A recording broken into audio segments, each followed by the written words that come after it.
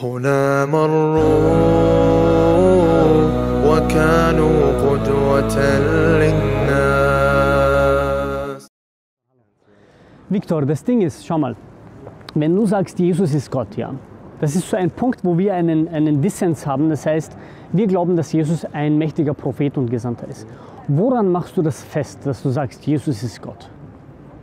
Naja, das kann man nicht sagen. Wenn man glaubt, da glaubt man. Wenn man nicht glaubt, da glaubt man nicht. So, nach meiner Meinung gibt es keine Argumente für oder dagegen. Oder gibt es viele Argumente, die man für oder dagegen nennen könnte, aber das hängt alles von dem Glauben ab. Das heißt, ich denke, solche Diskussionen finde ich nicht wertvoll, weil...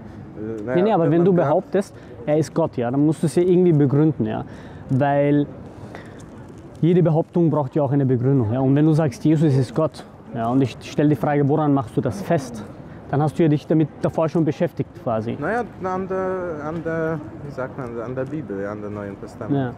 Wo genau? Also sagt Jesus irgendwo, dass er Gott ist, nimmt er das in Anspruch? Ich bin die Auferstehung und das Leben, wer an mich glaubt, wird leben, auch wenn er gestorben ist. Ja. Die Auferstehung? Ja. Ja. Aber im Neuen Testament sehen wir auch... Wer an den Gott glaubt, sondern sagt man an mich glaubt. Ja. Ja. Das Ding ist, wenn die Auferstehung ein Faktor ist dafür, dass Jesus Gott ist, dann sehen wir im Neuen Testament, Lazarus ist genauso auferstanden von den Toten. Na, aber wer hat ihn von Toten... Aber das spielt ja keine Rolle, wer. Na, das Jesus hat ihn von Ja, ja, aber das spielt ja keine Rolle, weil du hast vorhin gesagt, der Aspekt, der dazu führt, dass jemand Gott ist, oder das ein Faktor, ist, dass er von den Toten aufersteht. Ja, Lazarus ist genauso von den Toten auferstehen. Ja, aber das ist ein Zeichen, dass wir alle auferstehen werden. Und ja, das war ein Zeichen, dass wenn der Jesus den Lazarus wieder beleben kann, dann kann er uns auch wieder beleben. So. Mit dem habe ich ja gar kein Problem. Jesus hat ja Wunder vollbracht, ja. Das hat Moses, Friede und Segen mit ihnen allen auch gemacht. Moses hat das Wasser geteilt, ja.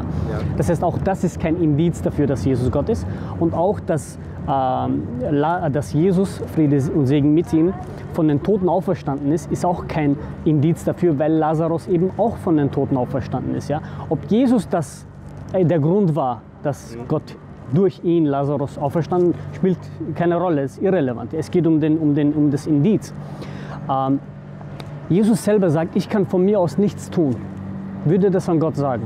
Er sagt weiter in dem Vers, ich richte, so wie ich höre, und mein Gericht ist gerecht. Denn ich bin nicht für meinen Willen gekommen, sondern für den Willen, der mich gesandt hat. Hört sich das, Viktor, für dich nicht eher nach einem an, der von Gott gesandt wurde auf die Erde, der nicht allmächtig war, ja, der nicht allwissend war, sondern der nur einen Befehl vom Schöpfer des Himmels und der Erde hier versucht hat zu implementieren? Nein, so wie ich dir gesagt hatte, ja, für mich ist der Jesus Sohn Gottes und ja. Und also Gott hast du ja auch erwähnt, dass er Gott ist. Ne? Also ist er Gott und Sohn Gottes. Ja. Also ist er sein eigener Sohn quasi. Ja, und gleich auch Gott. Okay, das ist es eben. Ich habe dir diesen Vers präsentiert. Ich will jetzt nicht was Falsches sagen. Ich glaube, der ist in Johannes, dieser Vers. Würde Gott sagen, ich kann von mir aus nichts tun? Glaubst du nicht an einen Gott, der allmächtig ist, der allwissend ist, ja, welches die Allmacht... Das alles muss man interpretieren. Ja. Das würde sagen, dass der Jesus in einer Zeit Gott und Mensch war, das ist dieses Zeichen des Liebe des Gottes für den Menschen. Das heißt, dass er in einer Zeit allmächtig und menschlich war, dass er alles konnte, aber nicht alles konnte, das ist für mich. Ja. Ja. Aber das ist ein Widerspruch. Ne?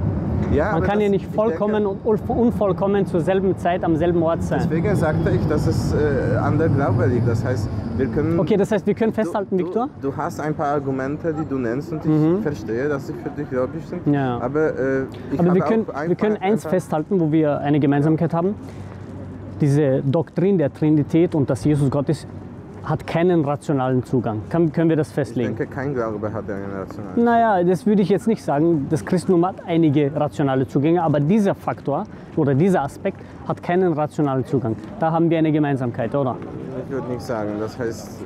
okay, dann versuche es mir rational zu erklären. Aber so wie ich sage, kein Glaube hat nach meiner Meinung einen 100% rationalen Zugang. Benötigt er auch nicht. Das ist auch kein Faktor dafür, ob eine Religion wahr ist oder nicht. Ja, also wir deswegen- Muslime, auch Christen, glauben nicht, dass alles rational erklärt werden muss. Das muss ja nicht mal in der Wissenschaft. Ja? Das heißt, das ist nicht der absolute Indiz dafür, ob etwas wahr ist oder nicht. Ja? Die Frage ist, warum versuchen wir, oder überwiegend, das ist meine Frage, vielleicht kannst du mir die beantworten, unsere christlichen Menschen, warum versuchen sie Wörter in den Mund von Jesus zu legen, die er nie gesagt hat? Du musst dir vorstellen, Aber das du ist bist eine Ethnologe, Generalisierung. du bist ein Wissenschaftler, du bist ein Ethnologe und ich komme zu dir, ja, und sage, nein, du bist kein Ethnologe. Oder andersrum, du bist kein Ethnologe und ich komme zu dir, ich sage, nein, du bist Ethnologe. Verstehst du, was ich meine? Würdest du dem gerecht sein? Würdest du sagen, okay, Das ist deine Meinung und das ist dein. naja, aber Jesus von sich aus hat nie behauptet, Gott zu sein. Jetzt kommen wir, Das wissen wir nicht. ja natürlich, wir haben die Beweise, die wir haben, sind aus dem Neuen Testament zu entnehmen. Ja, ich lese das Neue Testament fast täglich und Echt? Okay. ich bin immer sicher, dass Jesus behauptete, dass er Gott ist. Aber dann kannst du mir eine Stelle nennen. Ich lese es nicht in Deutsch, also es ist nicht so, Okay, in nicht einer so anderen leicht jetzt. Aber so wie ich sagte, ja, über die Auferstehung, Ja, aber das haben wir ja schon bearbeitet. Das haben wir ja schon erwähnt. Naja, dass das aber kein Indiz für eine wir haben Gottheit uns ist. weiter nicht geeinigt. Das heißt, ich habe dir gesagt, für mich ist das ein Argument, für dich nicht, aber das ist okay. Nicht Nee, jeder schau mal, interpretiert Viktor. das. Dein Argument war oder dein Indiz dafür war, warum Jesus Gott ist, weil er auferstanden ist von den Toten. Dann habe ich gesagt, Lazarus ist genauso auferstanden. Okay?